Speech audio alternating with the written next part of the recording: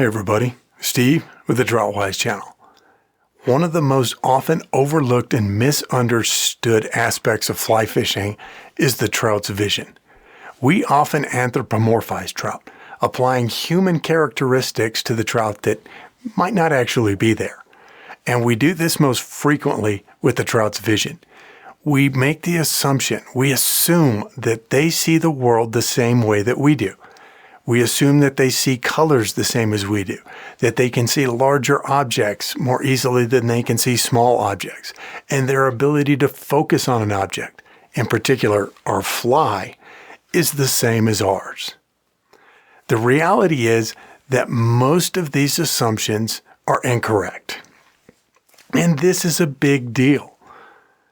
It leads us to make choices that are, at the very best, incorrect, and at the very worst, completely inaccurate. Trout live in a different medium than we do. Obviously, I'm talking about the water. We live above the surface of the water, and trout live below the surface of the water. And this changes everything. In this installment of the education series, we're going to give you a comprehensive look at how living under the water changes a trout's perception and makes it different than ours.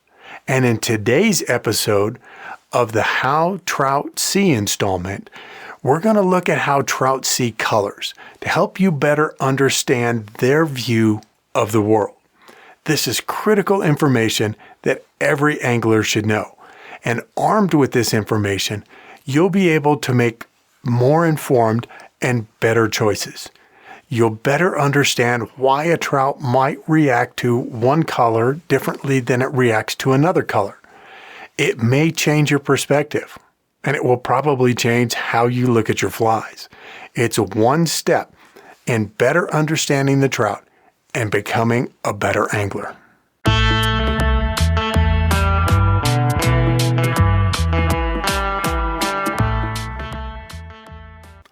There are similarities between our eyes and the eyes of a trout.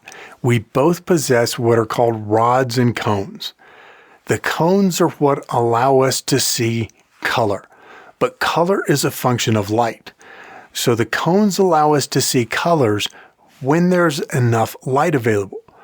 The rods allow us to see when there's less light available. So the rods allow us to see better in the dark and in our peripheral vision, even though in our peripheral vision, the color may be diminished. This is a tremendously complex subject, but at the most basic level, we have three types of cones at the back of our eye: short, medium, and long. The cones themselves aren't actually different lengths. Short, medium, and long refers to the wavelengths that they most strongly react to. Each cone can perceive a broad spectrum of wavelengths, but most strongly reacts to a particular wavelength. Remember, color is a function of light. When we think of light, we think of sunlight or light from a light bulb. And this is frequently referred to as what is called white light. Light is made up of electromagnetic waves. When we perceive color, or what we perceive as color, is actually an interpretation of different wavelengths of light. White light contains all of these wavelengths. When white light hits an object, some of these wavelengths are absorbed and some are reflected. If all of the wavelengths are reflected equally, we perceive the object as white. If all of the wavelengths are absorbed equally, we perceive the object as black. But when only certain wavelengths are reflected, that's when we perceive color. The reflected waves are passed through the cornea, or the lens of our eye, and are then absorbed by the cones at the back of our eyeball.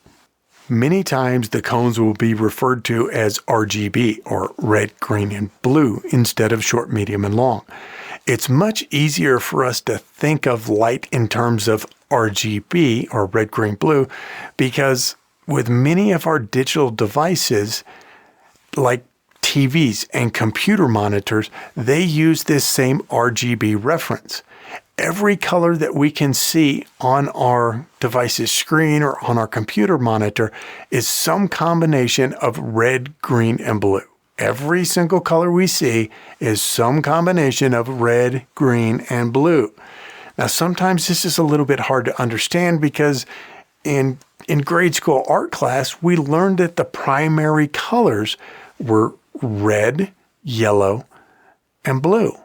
You mix red and blue, you get purple.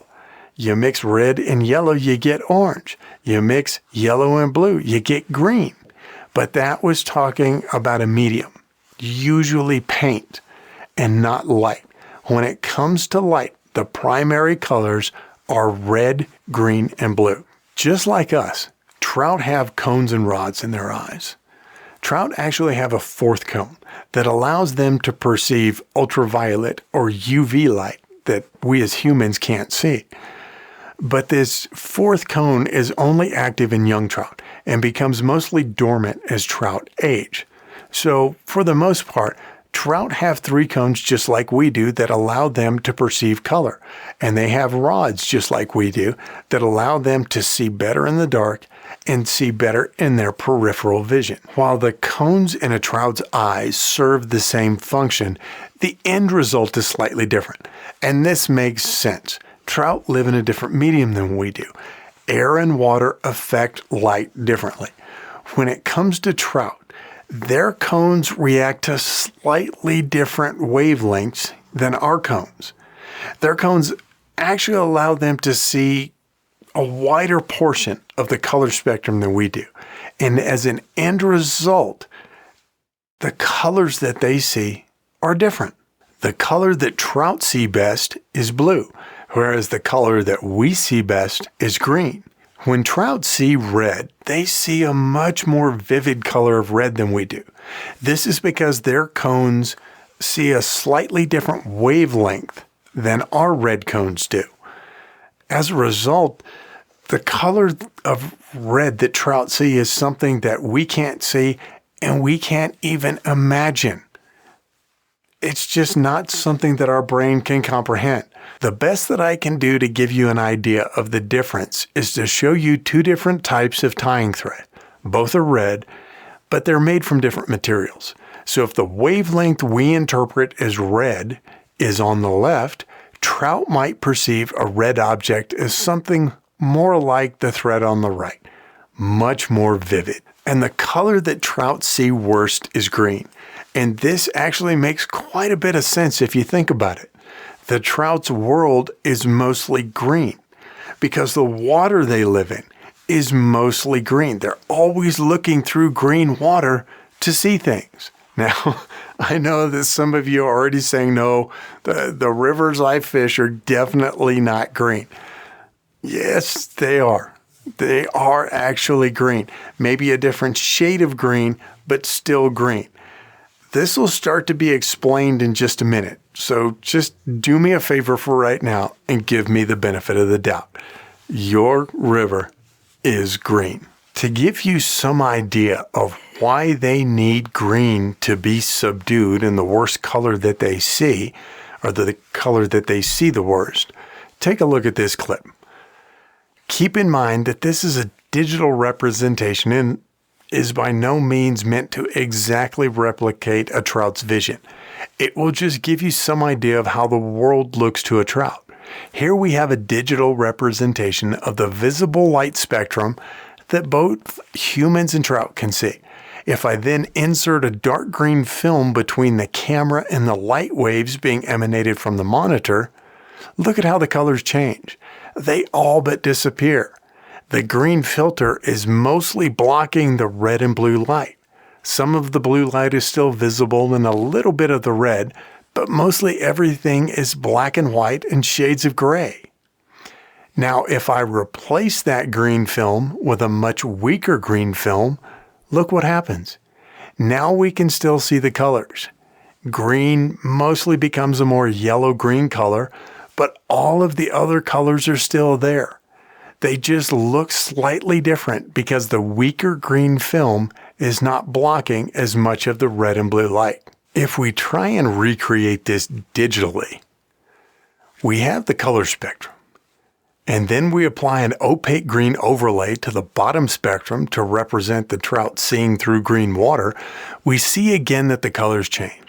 And this is what the world would look like to a trout if it weren't for the fact that a trout's green cones are weaker than the red and blue cones.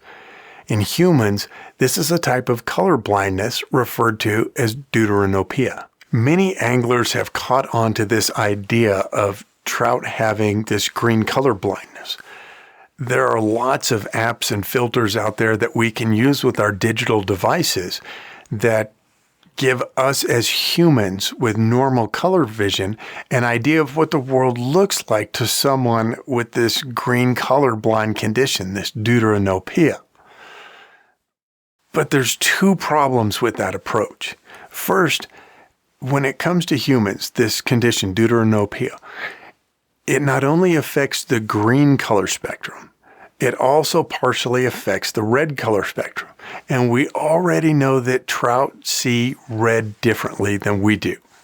And the second, and I think larger problem with this, is that you use these apps, say on your camera, and you take your fly and you lay it out on a table and you use the camera on your phone to be able to view the fly, and then it applies this filter so that you know what it would look like if you had deuteranopia. But we're looking at the fly through the air there. We're not looking at it through that constantly green lens of the underwater world that trout live in. So as a result, when you try using these apps to view your fly to see what this might look like to a trout with green color blindness, well, it's not an accurate representation. The only thing you determine there is what your fly would look like to a human with deuteranopia looking at it through the air, not what a trout with green color blindness would see it as while looking through their constantly green lens of the underwater world. This is why we applied the opaque green overlay to our color spectrum, to simulate what colors look like with no color blindness in the environment that trout live in. Now we can take our digital model of the color spectrum as seen by a trout through green water and apply a filter that represents the trout's color blindness. And then we start to get some idea of how colors might actually look to a trout under the water. We can then remove our green overlay and the color blindness filter from the red to represent the fact that trout see red as a more vivid color, and now we have an even better idea of how a trout might see color under the water. Most of the colors are more muted, with the colors at the red and blue end of the spectrum standing out more. This makes perfect sense. As we move away from the pure red and pure blue-violet colors, every color in between them has some amount of green in it. Every single color, every shade has some amount of green in it. Now you understand why I said that trout are always looking through green water. We told you when we first started the channel that the focus of TroutWise would be fishing with a fly rod while standing in moving water. In other words, the most popular and traditional way of fly fishing. And if we're wade angling, we're primarily fishing water that's less than 6 feet deep. And all of that water will be a color that has some amount of green in it. Keep in mind that this is a digital representation. The best that we can do to understand the trout's color vision. But even taking that into consideration, some things start to make sense with respect to our flies when we look at how a trout may perceive the color spectrum. The color red is obvious and bright, and we know that trout respond well to flies that are red or have red hot spots. But suddenly that purple 2-bit hooker makes a lot more sense. The blue collar pheasant tail with the dark blue collar makes perfect sense. All of these flies are on the edges of the spectrum, further away from the green, and trout see them better. But what about caddis larvae? We know that trout love caddis larvae, and they're green. They're actually this odd, milky, greenish blue color that I've never been able to accurately recreate in a fly. But there are tons of patterns out there that use bright green materials to represent the caddis larva. If we look at a bright green in the unaltered color spectrum, in other words, how we perceive bright green, and then look at how it might appear to a trout underwater, and then compare that to an actual caddis larva with our underwater green filter applied to it, and then the trout green color blindness filter applied to it, look at how close that is. That's a pretty remarkable coincidence. At this point, we've covered a lot of material and we've learned a lot. Many of you are probably looking at your flies in a whole new way. And others of you are probably wondering about colors like olive and pink and purple, or fluorescent colors that seem to glow underneath a UV light but don't seem to appear in the color spectrum.